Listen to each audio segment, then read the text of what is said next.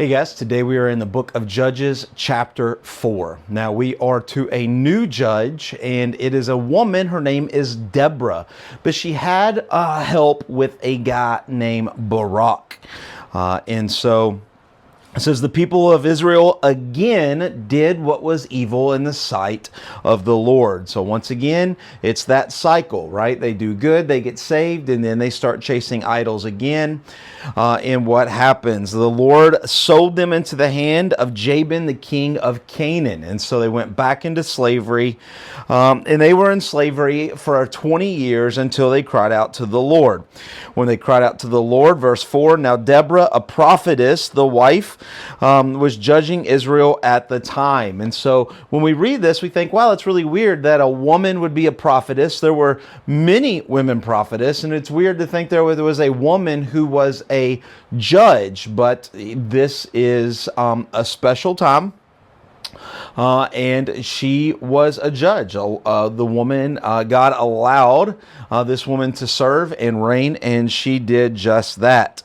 And so she sent and summoned Barak, and she said, has not the Lord, the God of Israel, commanded you to go gather your men at Mount Tabor, taking 10,000 of from the people from Naphtali and from the tribe of Zebulun. And so here we see that somehow, we don't get all the details, but Deborah already knew what the Lord had told Barak, right? And so here she's basically saying, has the Lord not commanded the God of Israel? She's confirming, did not the Lord tell you to do this? Then let's do this. Let's make this happen. And so she says, I will draw out Sisera, who is the general of Jabin's army, to meet you by the river, and I will give him into your hand. And Barak said to her, if you will go with me, I will go, but if you will not go, I will not go. So we can see here that though the Lord talked to Barak was leaning on the relationship of Deborah and God.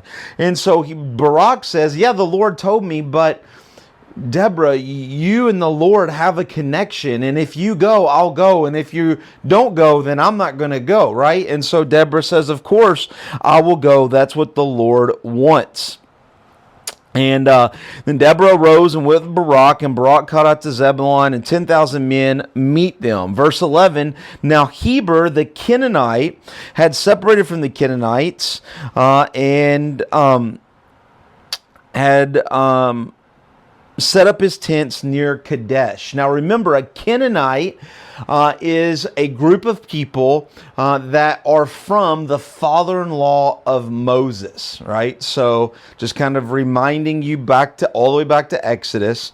And so here, when Sisera told Barak, when Sisera was told that Barak the son was at Mount Tabor, Sisera gets his army together, 900 chariots of iron, gets them together and goes to war. And Deborah said to Barak, up, for this is the day that the Lord will give him unto your hand. And so here, once again, we can see, even though the Lord told Barak, it is the conversation, it is the relationship between Deborah and the Lord that is the most important here, right? So the Lord told Deborah, today is the day that it's going to happen. So Barak went down from Mount Tabor with 10,000 men, and verse 16, killed everyone. Not a man was left except for one. But Sisera, the general, fled away on foot to the tent of Halil, and the wife of Heber the Canaanite, right? So he goes out to this tent. And Sisera says, for there was peace between Jabin the king of Hazor and the house of Heber the Canaanite. So he comes in and he says, hey, remember at one time there was a peace treaty, right? And so here Halil, his wife, said, absolutely, I remember, welcome in, turn aside, come into my house, right? So he turned aside, went into her tent, and she covered him with a rug. Now this is, kind of on the ground. It probably would have been hilly. It wouldn't have been a flat ground and just a body with a rug rug over it. That'd be pretty obvious, right? But he's hiding. And Halil is helping to hide him.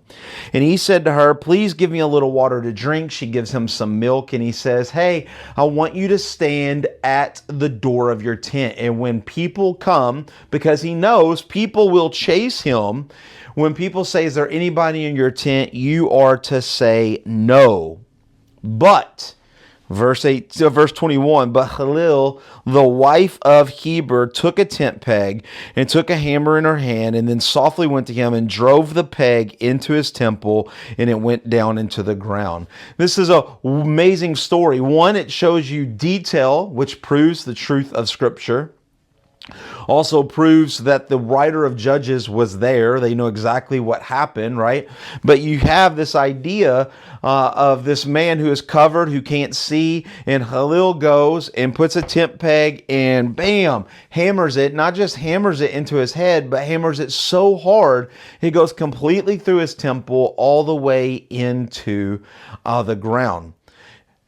It's a weird story. I'll give you that, right? But just think about this. It was the woman's job in the Old Testament to set up the tent, to set up her house for her husband and her children.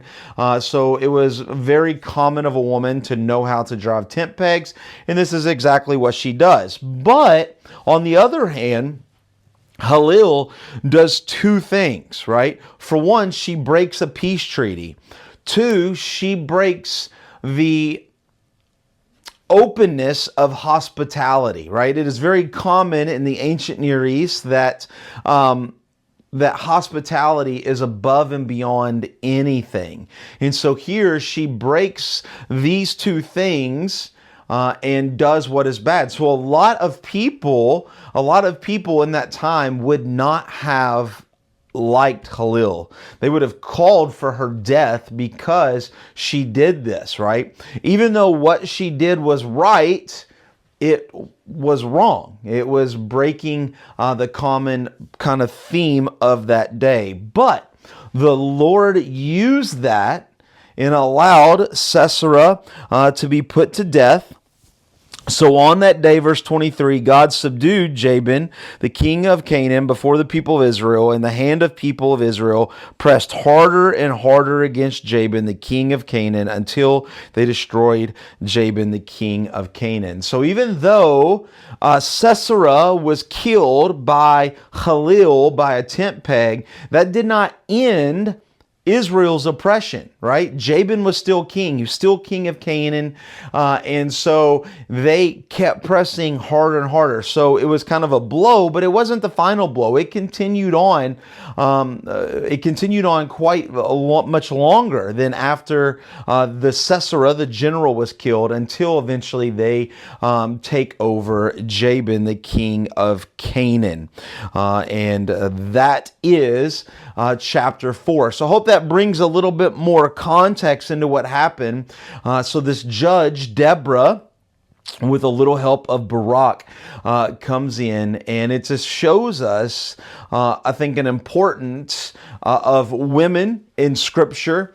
It shows us the importance of God using women, not only in Scripture, but even in today's setting.